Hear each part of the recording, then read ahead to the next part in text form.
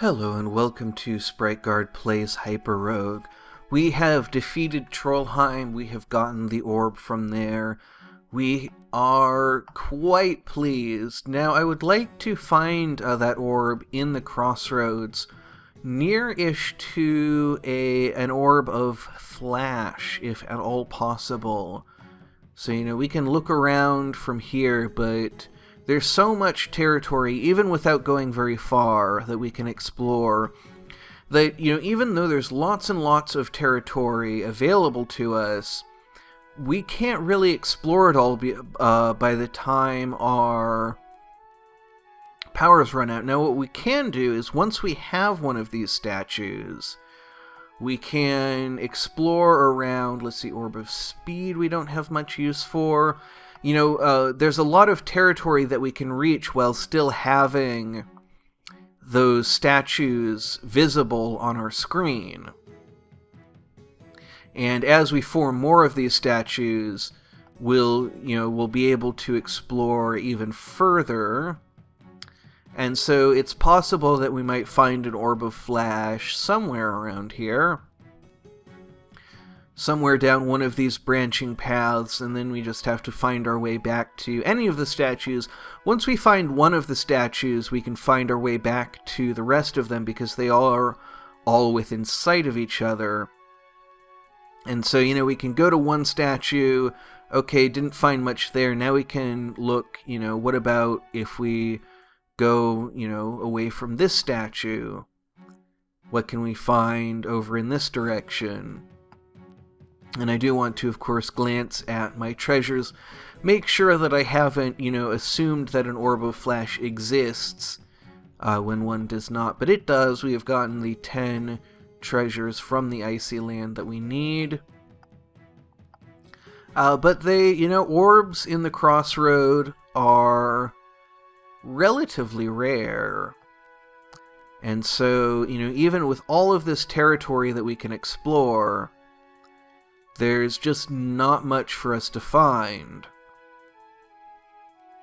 And at this point, I think I'm going back over territory that I've already been to. It's a little bit difficult. Yeah, there's the statue that we had been looking at.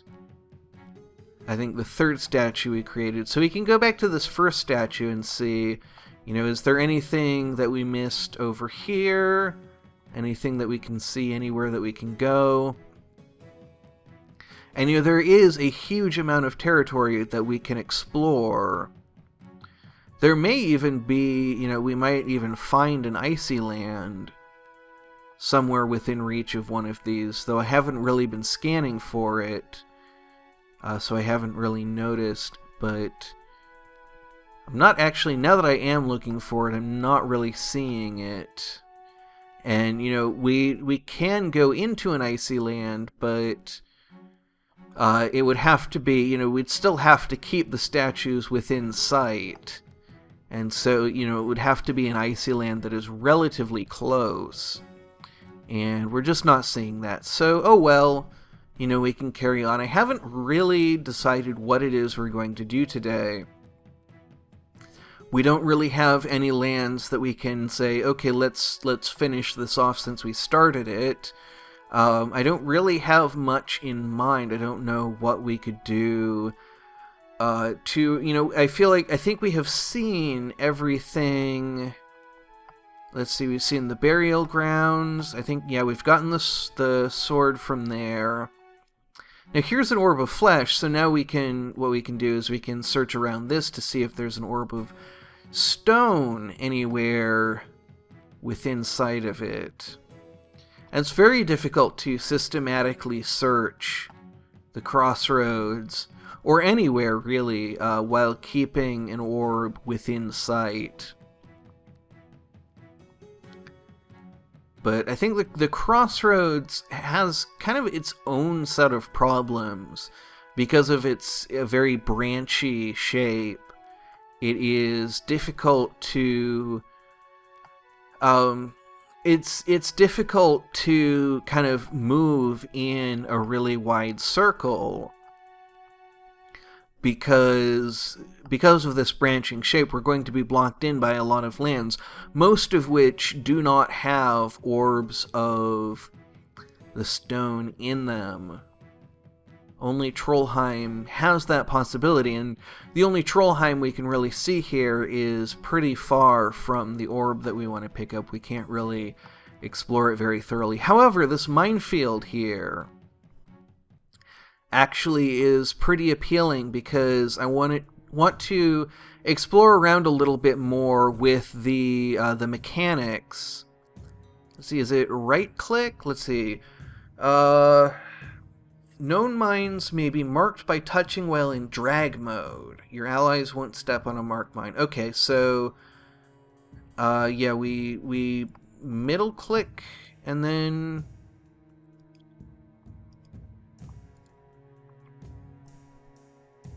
that's okay. So that hasn't. Let's see. Do I? Ah, there we go. I tap on it. So that's a little bit tricky. So getting used to the way that you mark mines is going to, take a little bit of getting used to, but it's a very useful new thing that we can...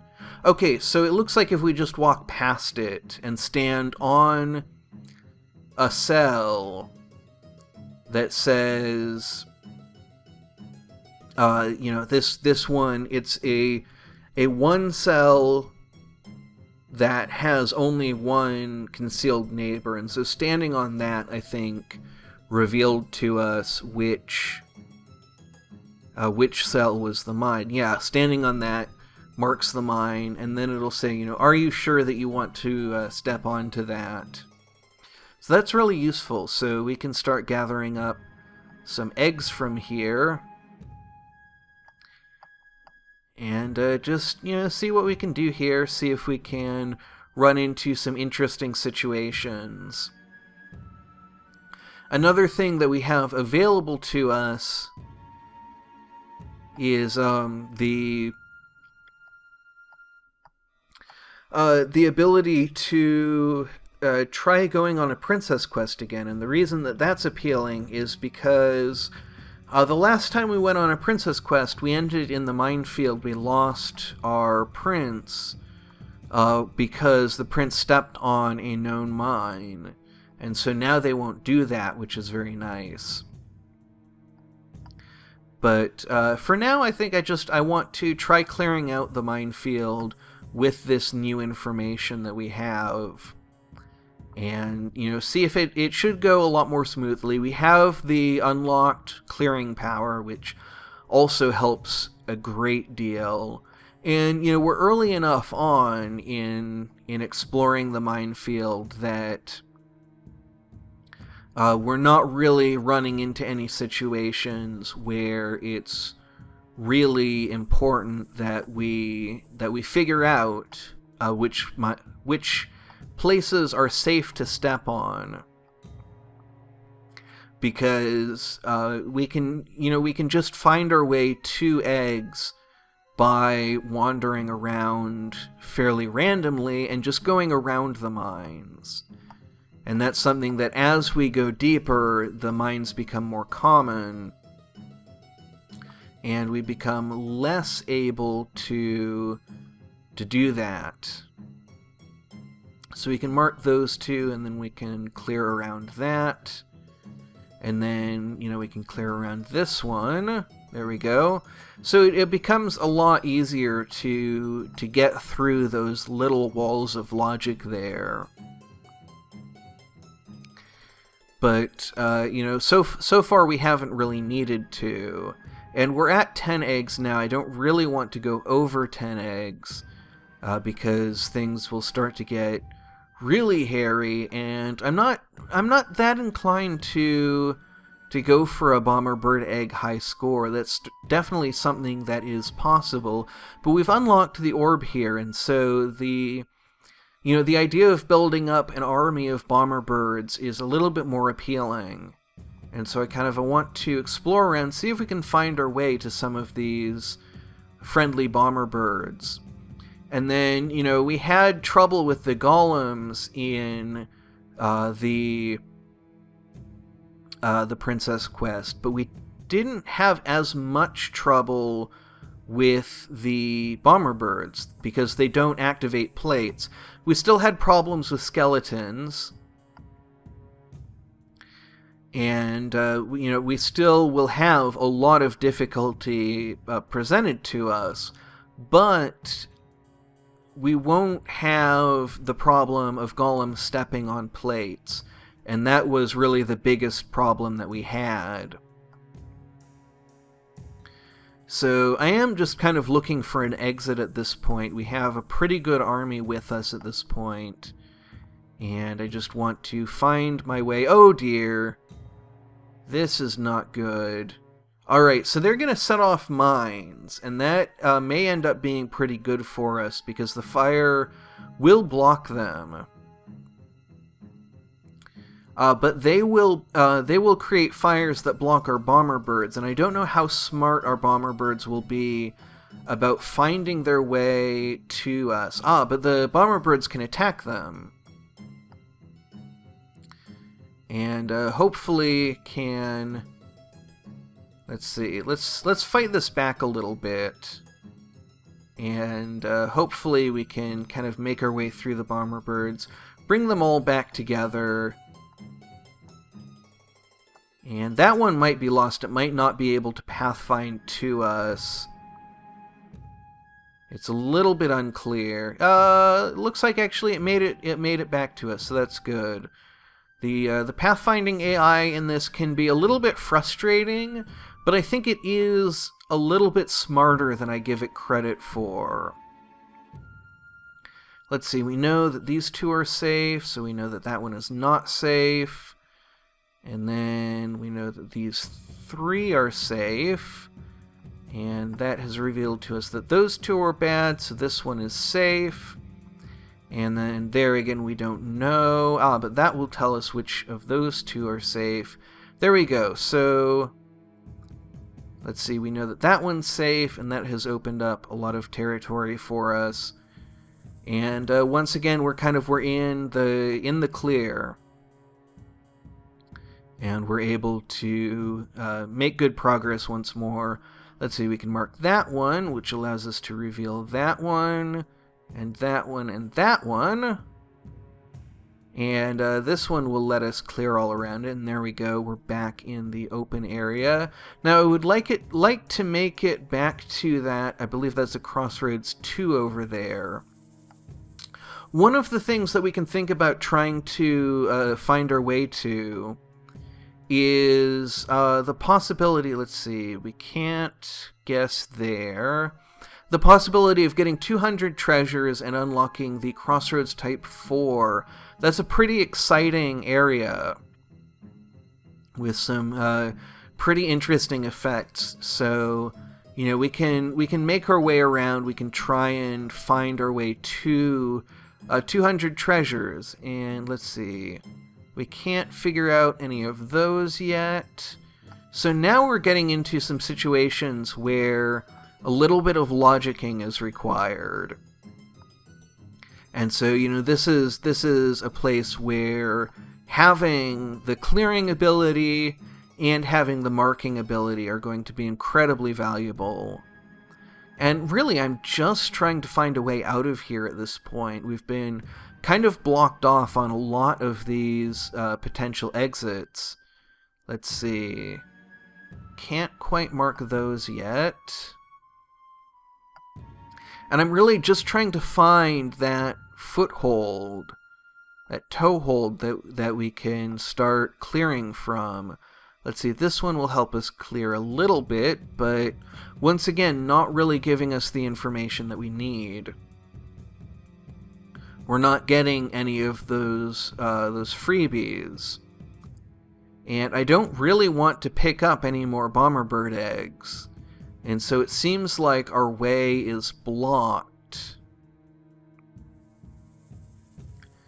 So, it doesn't look like we're going to be able to get into that icy land. I think we're going to have to go somewhere else, try and find our way into a different land, which, we can do that. We still have a lot of area to explore. kind of the nature of this land is that you can go, there's always a direction you can go in.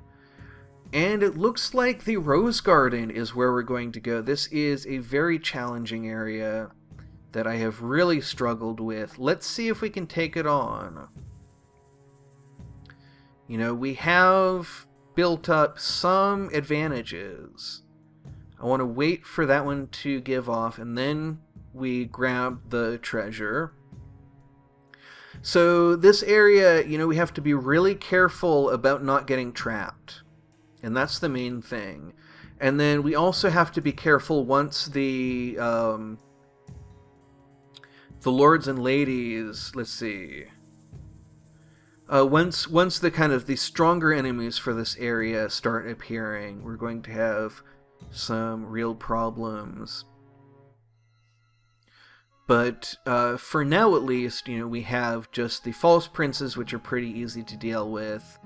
And oh boy, our birds are spiking themselves quite a lot. Okay, so there's a handsome gardener, so they are pretty problematic. We can't really attack them directly. We have to try and kite them past rose bushes, which it can actually be pretty difficult. So that's going to go off in 2. I don't think that is enough time for us to really be effective. But why is the handsome gardener being pushed away from us? It's not really clear, but I'm not going to argue it. Let's see, we can get away from this false prince a little bit, and the tame bomber bird kills it for us. And it looks like we're going to keep that one. Now, let's see. Looks like we should be able to get our way to... no, we can't get to that rose this time around. But we can kind of use the time that we have to move around it like this. And then we can wait for the smell to come off. And then there we go, grab that. That one, okay, that one's about to give off, so let's wait for it. And then once again, we dip into it after it's given off, so that we are at very little risk of getting spiked. So it looks like we are down to our last bomber bird. They have been not very good at avoiding the rose bushes. So let's see, we can do that. And then, let's see, that one is in 4. I don't want to risk it. We can hopefully deal with this prince. There we go. And then wait for that. Go there. There we go. So that's 4. So now we're getting into the territory. Once we get 5, I believe, is when the more advanced enemies start showing up. And there's our last bomber bird gone. There's a great big collection of thornless roses here. I'd like to get to it. We can cross the scent threshold like that. That's very, very simple. It's very nice when you can cross the scent threshold without having to be controlled by it. So I would like to get the rest of these. Okay, so the handsome gardener, once again, we're going to have to figure out a way to deal with him. And that looks like it's proving to be a little bit difficult.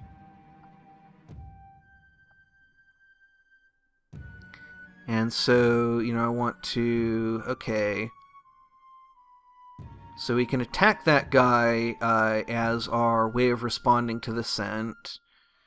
But we've got a lot of stuff after us now, and not a lot of ways of dealing with it. And so, I want to try and kite these guys past the scent. And, maybe we can use this scent here to separate ourselves. That'll give us a little tiny bit more breathing room, but not a ton. And, we can hope, okay, Ah, no, we're not going to be able to squeeze through those in time. That's disappointing. So these timings are not working out for us, and we're now, kind of back in the trouble that we were in. That's going to move them away, so that's good. That'll help us out. But we still don't have a good way of dealing with this army because of the handsome gardeners in it.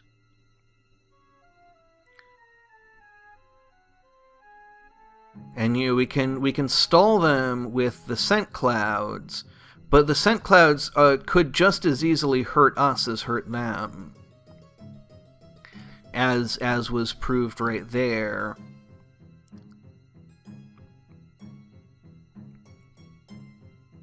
And so, oh dear, there's another one. I'm going to see if I can escape into this living cave. And it's possible that this handsome gardener will follow. Okay, it looks like they won't leave the garden. So that is kind of our one saving grace. So we managed to escape with our lives, and in this game, sometimes that's the best you can ask for. I am going to be on the search for an orb of safety. I'm not completely happy with today's episode, but, this series, kind of even more than any of the others I do, because of the continuity, this series is totally improvised, and I'm not always completely prepared.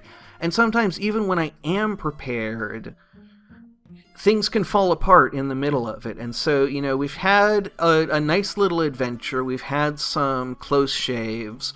But there was no structure here, and I went into it with a plan of, okay, here's what I'm going to talk about, and then I just didn't talk about it. And that kind of is the nature of improvisation, is you can get some really beautiful, amazing things out of improvisation. I'm a huge fan of improvisation, especially in music.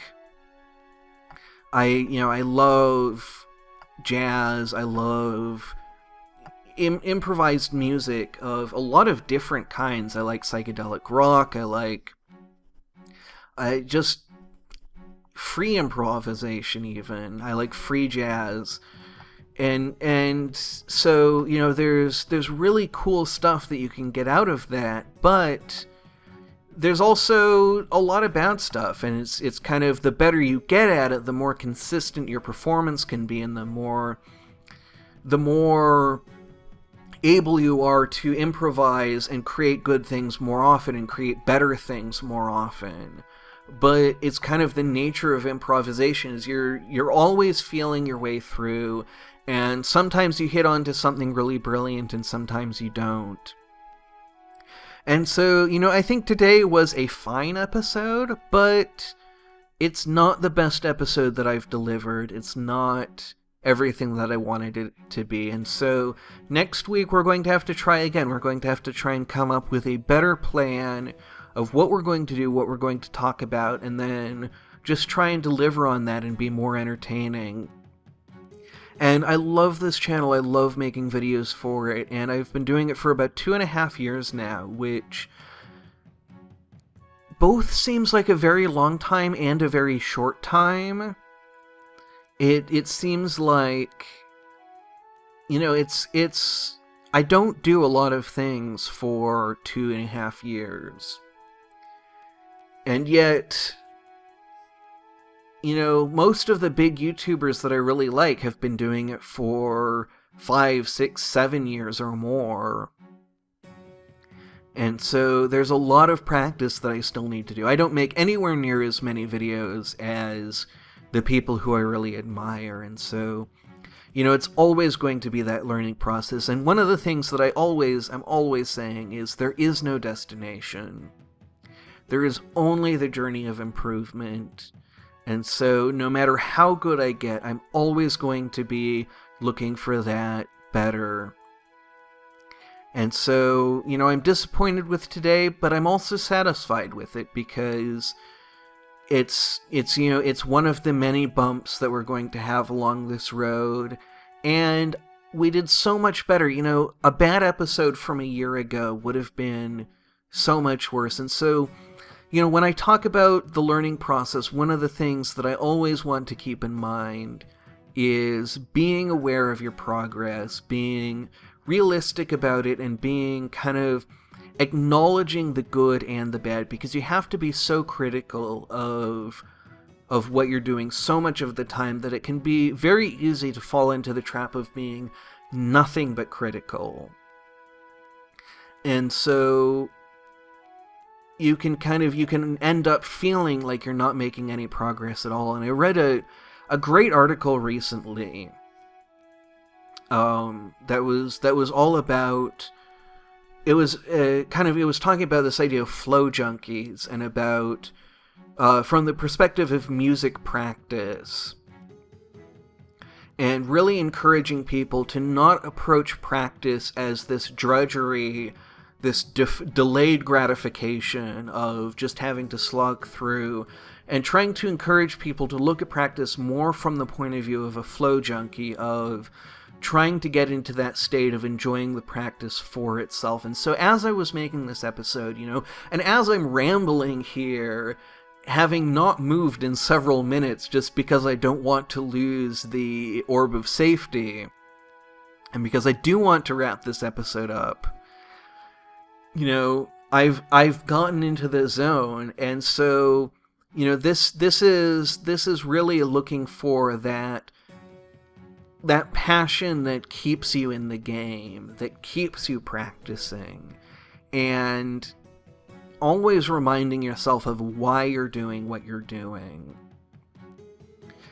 And so, you know, in addition to the kind of the critical eye that we have to look at everything that we really want to improve in, we also have to have that celebratory eye of, you know, keeping our eye on the progress that we've made. One of the things when I first started this channel that I really wanted to say, and was a really big deal when I was doing my Starseed Pilgrim series, was I want to be able to look back on what we've accomplished. And, you know, in Starseed Pilgrim, that's really obvious and immediate. You have all of these things that you've built, all of these levels that you've beaten. Here it's a little less clear, but we've come so far, and we have become able to do so much more. And, you know, one of my goals starting this series was I want to do multi-part episodes. Now, every episode is a multi-part episode. And I'm so happy about that. And so, you know, I don't know what we're going to be doing in the next episode. I don't know where we're going to go from here with this series, but I know that I'm really excited to find out, and I'm really excited to decide what we're going to do, where we're going to go, and to continue to explore the world of HyperRogue, you know, visit places that we've been before, take them on with new skills that we're building up, and just keep improving. And so probably what we'll be doing is revisiting the areas that we've struggled with, seeing what we can accomplish, and as always, trying to find interesting things to talk about as much as possible, while also being, you know, really engaged with the game and being happy to talk about the game. So that all is coming up in the future. Until then, thank you very much for watching, and have a great rest of your day.